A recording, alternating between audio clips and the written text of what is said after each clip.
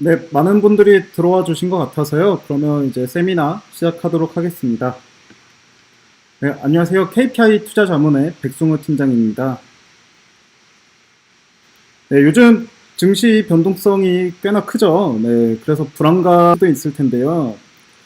이 분산 투자 측면에서 굉장히 매력적인 전략을 좀 가지고 왔습니다. 네, 일본 주식형 상품 콜라보 재팬을 오픈하게 되면서 이렇게 인사를 드리게 되었고요. 일단 저희가 한투에서 한중일로 시작한 지 3달 정도 되었고요. 그리고 국내형 시작한 지 한 2달 정도 되었습니다. 국내형이 뭐 한 30% 이상까지 수익이 난 상황이고요. 그리고 이번에 일본 주식형으로 일본 주식의 100% 비중을 갖고 있는 그 상품을 오픈하게 되었습니다. 일단 이번에 콜라보 재팬을 한 줄로 요약하면 이 전통적인 선진 금융시장 일본에 디지털 트랜스포메이션으로 변화하는 일본을 더한다라는 컨셉입니다.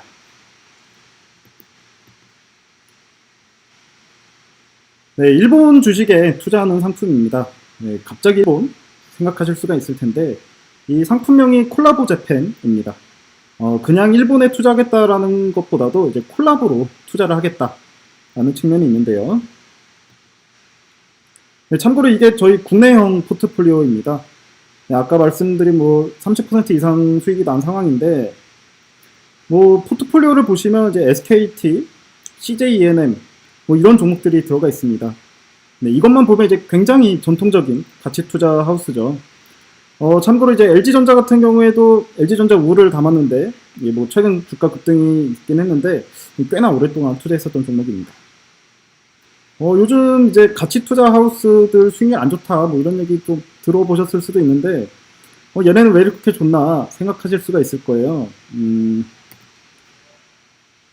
왼쪽이 이제 저희 KB증권에서 했었던 상품 수익률인데 한 3년 정도 운영을 했습니다. 이 상품 게시하고 처음부터 가입을 하신 고객님이 한 분 계세요.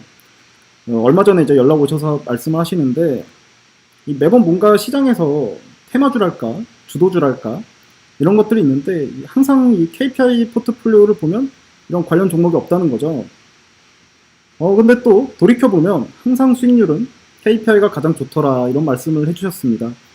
뭐 실제로 처음 가입하실 때는 한 1억 정도 가입하셨다가 뭐 요즘은 이제 추가 가입하실 때마다 10억 단위로 가입을 해주고 계십니다. 네, 제가 이제 계속 콜라보 얘기를 했었는데 저희는 이제 기본적으로는 가치 투자를 지향을 합니다.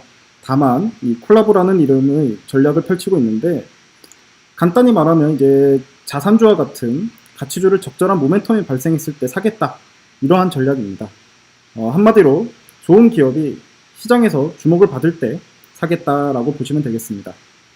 아무래도 전통적인 가치 투자보다는 좀 빠르고 그리고 또 매매도 좀 있는 편이 되겠습니다.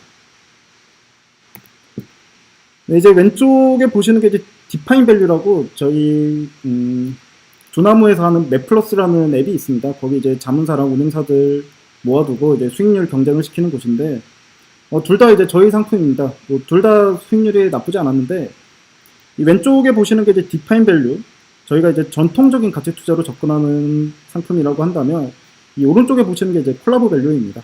네, 좀 더 진화된 가치 투자다라고 말씀을 좀 드리고 싶습니다.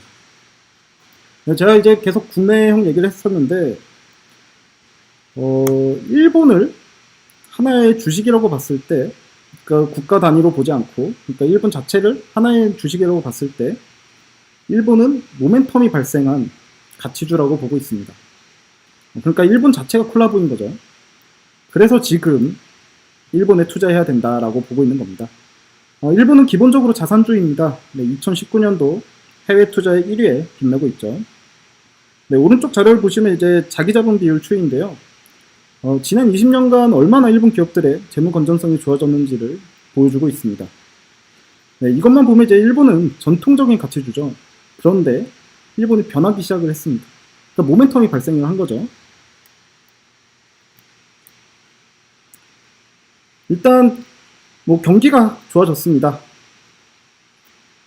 일본은 이제 2차 경제 성장기에 돌입했다. 그러니까 경제 성장기가 2차적으로 도래했다라고 분석을 하고 있는데요. 과거 1970년대 일본은 고도 경제 성장기를 경험을 했죠. 뭐 취업률, 설비 투자 증가세를 봐도 어마어마했습니다. 뭐 이를 반영하듯이 니케 지수도 가파른 상승세를 보였습니다.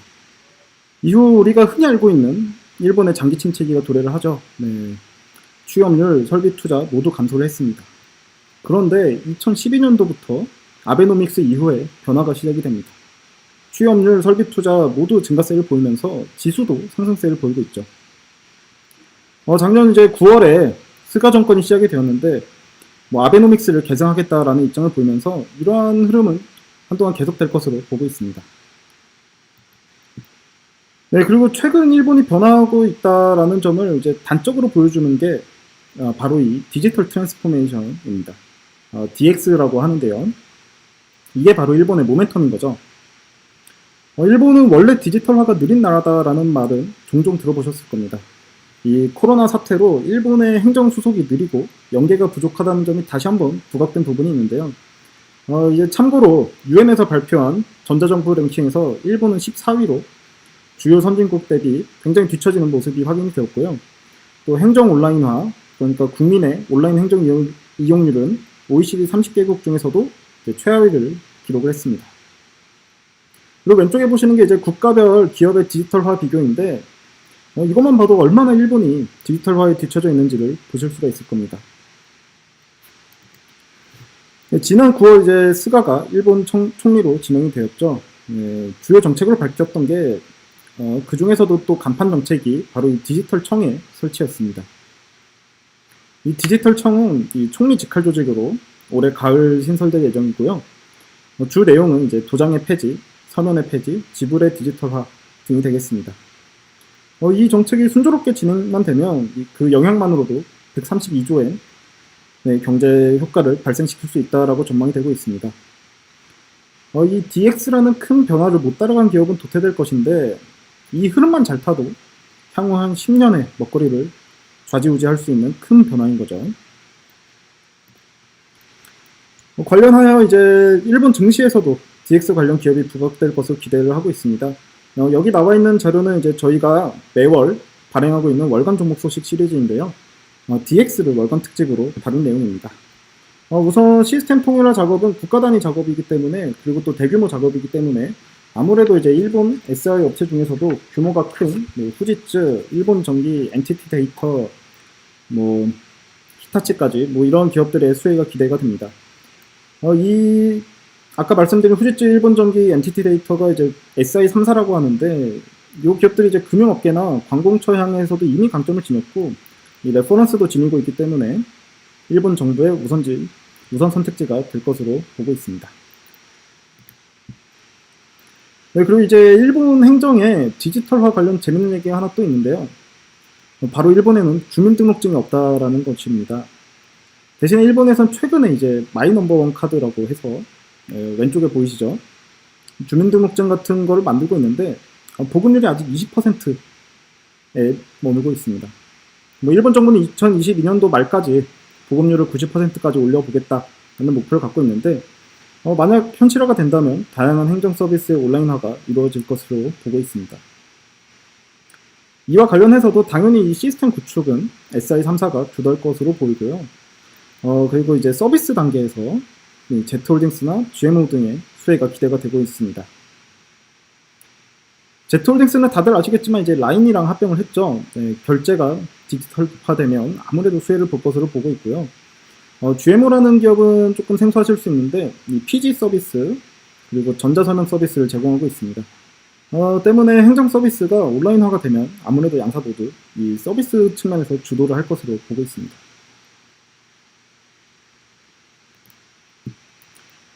네, 이렇듯 일본의 DX는 사회 전체적으로 디지털화가 진행될 수 있도록 각종 규제를 폐지하는 방향으로 나아가고 있는데요.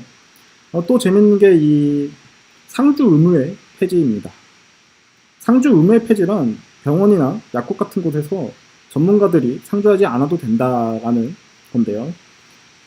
그러니까 온라인 진료와 같은 그런 서비스들을 열어주겠다라는 뜻이 되겠습니다. 이와 관련해서는 이제 M3가 대표적인 기업입니다. 소니가 34%로 최대 주주고요.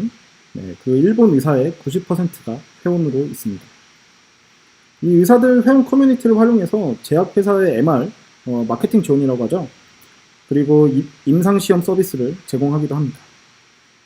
해외 사업도 적극적으로 나가고 있는데 이 전 세계 의사의 50%를 회원으로 두고 있습니다. 그리고 네이버 자회사 라인과 이제 공동 출자한 라인 헬스케어도 이 회원수를 꾸준히 늘리고 있고요. 때문에 이제 라인이랑 합병한 제트홀딩스의 방향성도 기대가 되는 부분입니다. 네, 여기까지 제가 이제 DX에 대해서 말씀을 드렸습니다. 근데 물론 저희 일본형 상품에 DX만 있는 건 아닙니다. 저희는 이제 콜라보인데 DX 비중은 3분의 1 정도, 그래서 한 많게는 절반 정도 차지할 예정이고요. 그리고 나머지는 또 어떤 종목들로 구성됐는지 좀 말씀을 드리려고 합니다.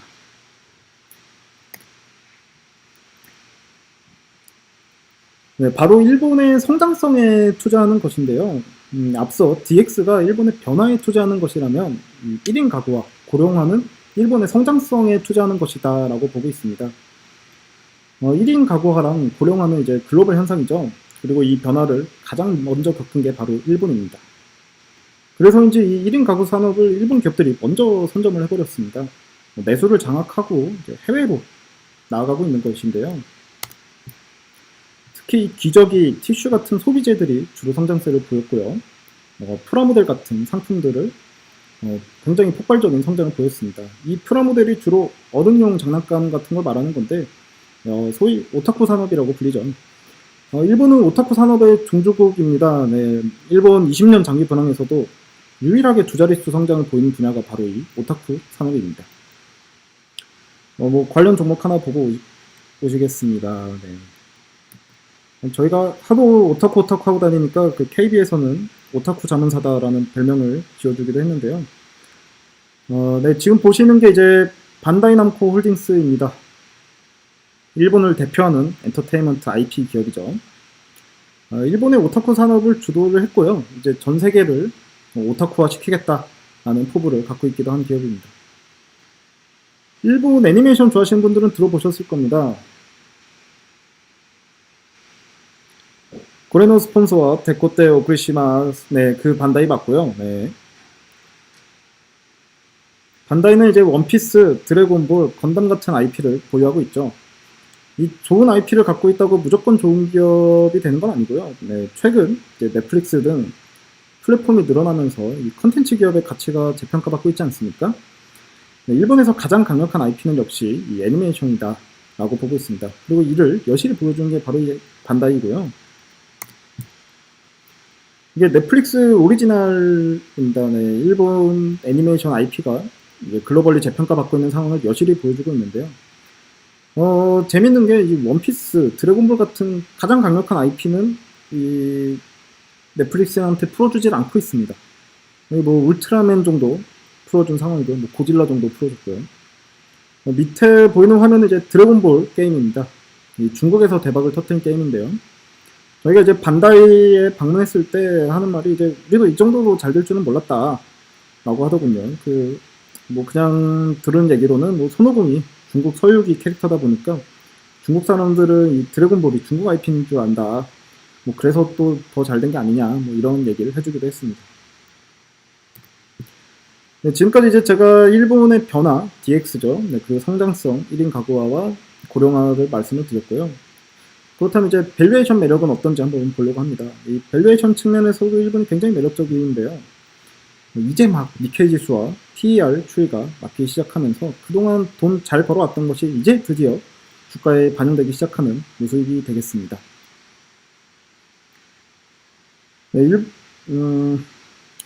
일본이 어떤 변화를 겪고 있고 또 일본의 어떤 성장성이 있고 그리고 밸류에이션 측면에서도 말씀을 드렸습니다.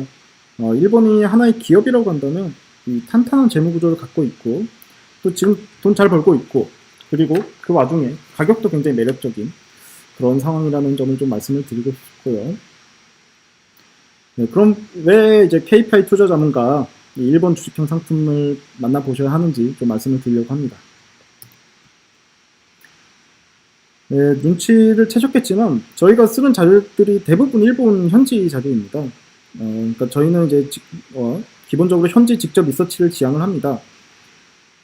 일본 관련 기사를 봐도 니케이 신문이나 요미우리 같은 현지 기사를 통해서 직접 자료를 좀 분석을 하고 있고요. 그래서 이제 저희 최대 강점이 현지 리서치에 강하다라는 평을 듣곤 합니다. 이 현지 직접 리서치는 역시 이 현지 기업 탐방을 빼놓고 말씀드릴 수가 없는 부분인데, 일본 기업들 이제 방문했을 때 주로 듣는 얘기입니다. 이 주주 명부에 분명 한국 주주도 있다. 그런데 직접 오는 곳은 니네가 처음이더라. 이런 말을 종종 듣곤 했습니다. 뭐 저희가 규모가 크지도 않은데 이 기업 오너가 직접 나와서 IR을 해주기도 했고요. 그럼 이제 저도 궁금해서 물어봤죠. 뭐 그냥 담당자 시키시지 왜 오너가 직접 나오셨냐. 그럼 이제 그냥 궁금해서, 네, 한국 사람 처음 오는 거라서 궁금해서 와봤다. 뭐 이런 얘기를 해주더라고요. 네, 유일하게 이제 한국인 기업 탐방 오는 게 익숙하다고 했었던 게 이제 네이버 자회사 라인 정도가 될 것 같습니다. 담당자도 한국인이었고요. 뭐 여기도 이제 탐방 오는 사람들 보면 이제 주로 이 반바지 입고 온다고 하더라고요. 그러니까 뭐 여행 온 사람이 잠깐 와서 듣고 이제 좀 한 줄 쓰려고 오는 경우만 봤었다. 뭐 그 정도 얘기를 해줬습니다. 그리고 여기 나와 있는 자료 보시면 이제 저희가 매월 월간 종목 소식 형태로 증시 동향이랑 이 보유 종목들 소개, 그리고 보유 종목들에 대한 주요 종목 소식, 현지에서 직접 조달을 해가지고 좀 배포를 드리고 있습니다. 일본에 관심 있으신 고객분들이 굉장히 좋아하시더라고요. 그래서 올해 이제 새해 인사를 이제 고객분이 한 분 주셨는데, 첫 인사말이 이제 월간 종목 소식 언제 나오냐 였습니다. 예, 뭐 그만큼 또 관심을 가져주시니까 굉장히 감사했고요. 상품이 잘 돼서 이제 많은 분들과 함께 이 월간 종목 소식도 나눌 수 있기를 바라봅니다.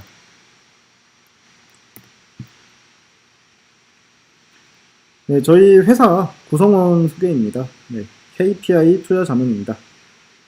네, 뭐 KPI라는 말을 뭐 다들 안 좋아하신다는 말도 종종 듣긴 하는데, 네. 저희 대표님이 주식은 참 잘하시는데, 네, 영업 쪽 용어는 조금, 네, 익숙지 않으셔가지고 이름을 이렇게 지어버렸다고 하시더라고요. 네. 저희 김기주 대표님은 이제 신용증권 가치투자형 랩 설립 멤버이십니다. 네. 지난 20년간 꾸준한 퍼포먼스를 보여왔고요. 당시 이제 폭발적인 수익률을 보이면서 가치투자형 랩은 1조 원에 가까운 AUM을 달성을 했습니다. 그때부터 이제 한국을 넘어서서 해외에 투자하면서 또 현지 직접 리서치를 시작을 했고요. 그래서 지난 20년간 해외 투자임에도 불구하고 눈으로 직접 보고 투자한다는 철학 아래 이 현지 리서치를 통해 해외 직접 투자를 지향해 왔습니다. 그리고 현재 KPI 구성원들을 통해서 현지 직접 리서치의 강한 자문사로 자리매김하고 있습니다. 네, 저희가 이제 9년차 자문사인데요. 네, KB증권 뚫는데 5년 걸렸습니다. 그리고 이제 한쪽까지 오는데 7년이 걸렸고요. 저희가 그냥 갑자기 이제 증권사 비즈니스를 시작하게 된 건 아니고요. 여기 보시는 게 이제 카카오, 그리고 삼성증권이 함께 시작했었던 이 두나무의 맵플러스라는 앱입니다. 아까 말씀드린 자문사와 운용사들 모아놓고 이제 수익률 경쟁시키는 그런 맵인데요.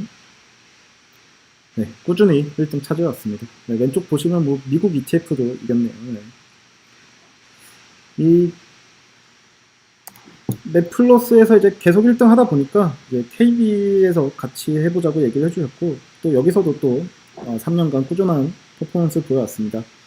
그리고 이제 마지막으로 한투까지 오게 되었고요. 네, 차근차근 수익 쌓아가고 있습니다. 네, 저희 회사 소개는 이 정도로 마치도록 하고요. 네.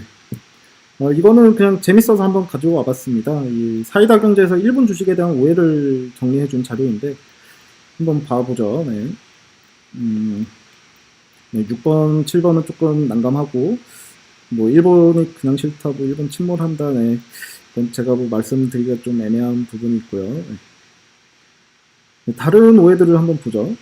뭐 잃어버린 10년, 일본은 정체된 나라다. 일본은 초고령 사회에서 성장 동력이 없다. 뭐 엔화로는 수익 내기 힘들다. 뭐 이왕이면 미국이지. 뭐 이런 얘기들이 있습니다. 네, 뭐 일본의 변화와 일본의 성장성에 대해서는 제가 앞쪽에서 말씀을 드려가지고 좀 넘어가고, 그리고 이 엔화 부분만 한번 짚고 가겠습니다.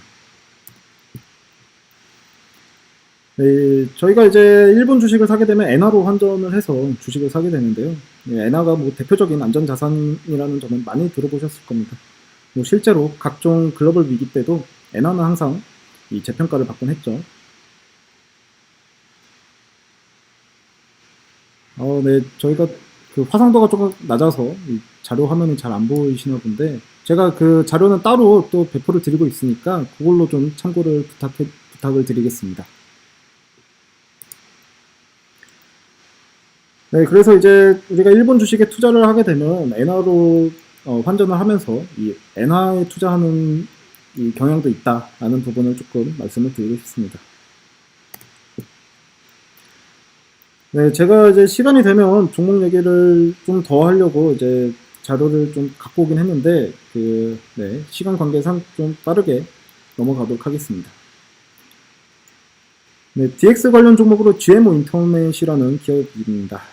네.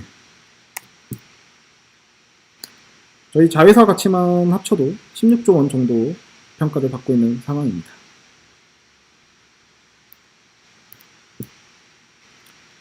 네, 일본 기업 중에 이제 정말 재밌는 반려동물 보험시장 1위 기업인 애니코몰딩스입니다. 제가 설명할 건 많은데 빨리 넘어가겠습니다. 네. 왼쪽에 보시는 게 이제 일본은 애완동물이 태어나면 이 신분증 같은 보험증을 나눠줍니다. 재밌어서 좀 갖고 와봤고요.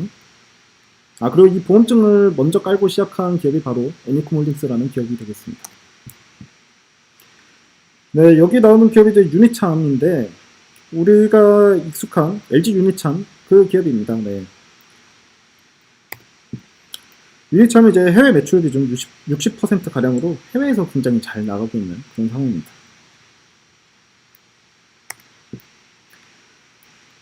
네, 제가 준비한 내용은 여기까지고요. 네, 일본이 정말 가깝고도 먼 나라입니다. 네, 일본 주식시장이 글로벌로 2, 3위 한다라고 말씀을 드리면 다들 놀라십니다. 중국이랑 일본이랑 미국 다음으로 2, 3위권을 계속 왔다 갔다 하고 있고요. 그리고 이제 미국 주식 쏠림 현상 때문인지 이제 저평가받고 있으나 꾸준히 성장하고 앞으로의 성장도 기대되는 그런 기업들이 굉장히 일본에 많은 상황입니다. 뭐 미국 투자 안 하냐라는 말도 종종 듣는데, 앞서 말씀드린 바와 같이 이제 저희는 직접 눈으로 보고 투자를 하려고 합니다. 그러다 보니까 이제 미국까지 직접 가기는 좀 힘이 들고요. 일본까지 이제 포커싱이 되어 있습니다. 그리고 이제 문화 자체를 좀 이해해야 이제 깊이 있는 분석이 가능하다라고 보고 있는데, 일본까지만 해도 아무래도 이제 비슷한 문화권이다 보니 분명 투자에 강점이 있다라고 보고 있습니다. 일본에 투자해서 수익을 낸 후에